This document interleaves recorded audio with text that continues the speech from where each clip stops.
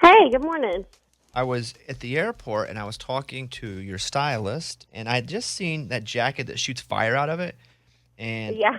I was like, what? Like, how does she not burn her? That was the first question I asked. How does she not burn herself? Because do you have to hold your arms out wide to make sure you don't catch on fire? Yeah, and it's like these sparkler flames, so it's not real fire per se, but it is hot. So, like, you can run your hand through it, it won't burn you, but it's warm, if it makes any sense. They got all kind of new technology for fire, which works out for me because I like fire. So you're saying if that got all over your shoe or you wouldn't catch on fire? No, Oh. and I mean, I have a lot of weave and hairspray, so I had to really make sure. Like, that could be real bad. When So yeah, it's fun, and that thing weighs like 25 pounds. I'm not kidding. It's so heavy. do you get out of that jacket quickly or do you perform a couple songs in it? 2 songs. In a 25-pound jacket? Yeah, I swear it probably weighs at least 20 pounds. It's super heavy, but it's worth it. You know, it's worth it. We were staying across from the hotel that you do your residency in, and it is a massive banner with your face on it. It's like Miranda Lambert is here. What is the difference just in show to show with doing? Is that show a lot easier? When I'm in Vegas, I'm always dehydrated. Or are there different elements that make it difficult to do that show, or is it just all amazing? It's a lot, honestly. It was really fun. It was really different. I mean, I've been on a bus for 20 years, so driving in a car to work and then going back home was really an adjustment. Well, we were there for a month, and I've been to Vegas so many times, and it's usually, like you said, a dehydrating 3 days of work and exhaustion. But this time we were there for a month, and I sort of like we outside the strip, real life happens. You just forget. So we kind of settled in really well. We rented a house and we just did normal life and then went to work. I mean, it is very dry. It is very hard to sing out there. I got tons of IVs and humidifiers and all that stuff. It's for sure an adjustment.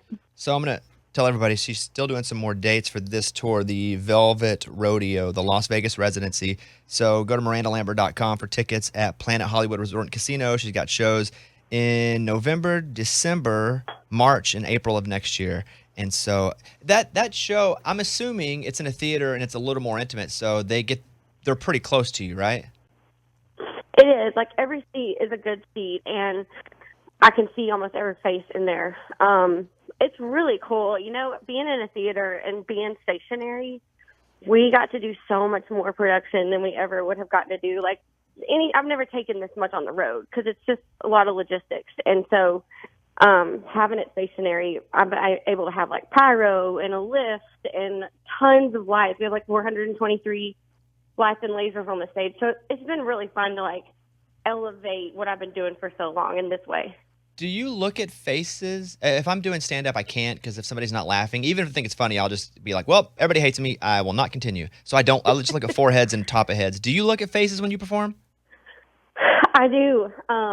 Sometimes I read an article about Willie Nelson like 12 years ago, and he said he tries to look every single person he can in the eye for the 2 hours or whatever he's on stage. And it just hit me hard when I read that because it's easy to sort of escape and stare into the spotlight, but I think connecting is the point of what we're doing anyway. The music is connecting us, and I just feel like, especially in this theater setting, I can see their eyes so close to me, and I think it's important for me to like thank them in that way, like for buying a ticket. I mean, especially Vegas, it's expensive. It's flying out there and getting the, babysitters and dinners and the cost of living and then buying tickets on top of that and then drinks. It's like, I know people kind of save for these moments, and I appreciate it. I guess just looking them in the eyes is my other way of thanking them. Yeah, I'm a bad person because I look. She's like, I like to connect, and I'm like, you know what? Yeah, but If you're, but stand up is like a whole different. That's so hard and so terrifying. It's a whole different ball game. if someone goes to the bathroom, I'm like, well, they're leaving because they hate me, and maybe they just had to pee or they have a bladder issue. So I can't. I'm very insecure, and for someone like yourself that's very secure with your talent, it must be nice. I'll just say that it must be nice, Miranda. Well, no, I'm not. Believe me, I have my insecure moments. I figured out a long time ago you can't call in crazy, insecure, or lazy. Got to go do the show. So I've just kind of like try to, sometimes I get up there and I'm like not in it for the like until right as I step on there, like whatever's going on in my life, normal life stuff. And then the second I'm up there and I'm like, the fans like bring me out of it. They're like, okay, we're here, we're doing this. And then I just get back in the zone. So they help me a lot on the hard days. That's why they love her. That's awesome. That's why they love her. I was also reading a lot of the stuff that you're doing, helping out pets affected by Hurricane Ian. And listen, if there's one thing I think that you have done so consistently, I don't even want to say branding because it's not a branding thing. It is just your life and who you are. It is your constant work for animals. And so why specifically did this affect you so much that you wanted to raise money? Well, that's why I was going to tell you. That's actually the reason I called today. I love talking about Velvet Rodeo, but I actually asked last week if I could get on the phone with you for the animal reasons. And what MuttNation does is always try to lift up, especially in natural disasters, we try to lift up the people that are doing the work to put their communities back together. And shelters are really hit by that, and people are the most important thing, but our job is to make sure the animals are highlighted. So we're working with Naples Humane Society and Greater Good, who is transporting animals out so that there's room for animals that are displaced and just rebuilding. There's supplies got ruined and medicines and food. And so MuttNation's whole goal is to always be there for those shelters and those communities that need, but pets were affected too. And sometimes people forget. So we have a fundraiser going on my socials, on Instagram that you can donate and every single penny goes to the Naples area and everybody affected for Ian. So I love that. It's really important to me. We'll commit $1,000 to your fundraiser right now. We'll go over after this interview. Well, thank you. Yeah. Listen, we're a big animal show. I'm obviously a huge animal guy. And it is just so consistent, not even you just doing it publicly, but privately. There's just so much that you're doing. And like, I respect it more than anything. And you as a person with animals,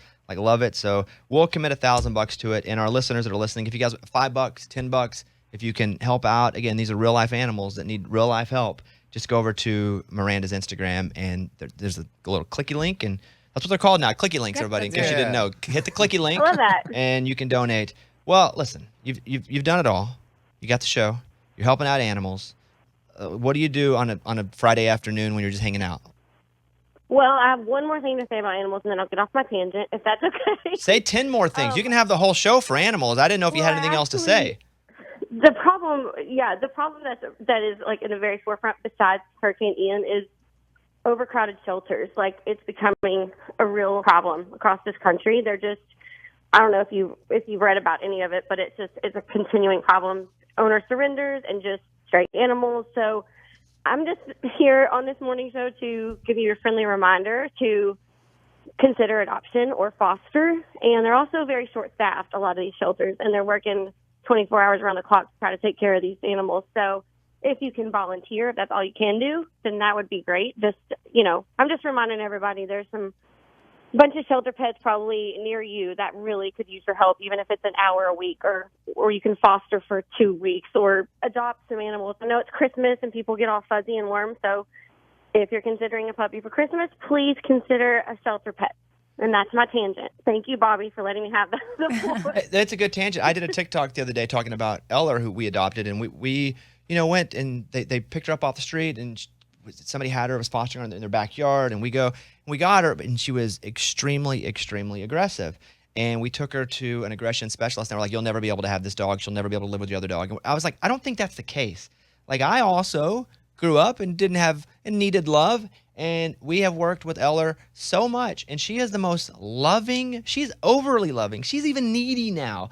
And so it just took a little bit of love and consistency. I remember hearing you talk about how that was a problem on the show. And, that's another thing. Shelter pets come with their own set of baggage, like we all do. So it's patience. You're not going to go get something that's perfect right away because who knows what they've been through. But I've got 5 rescues, and they are all, people say, how come your dogs are so well behaved? I'm like, because I just say, get in where you fit in, and they do. That's just how we roll. Get on the bus and roll and get along with everyone. I mean, it's how you treat them is how they'll treat you back. Yeah, consistency is a very undervalued thing, and being consistent, and Eller having consistent, and me having consistent love. I never had it until I got married, and so I think I was probably harder than Eller was for my wife, and Eller was pretty tough for us for a little bit. But it's consistency, and I love the message. You can tangent anytime about any animals, and I think that's all. Anything else you want to say?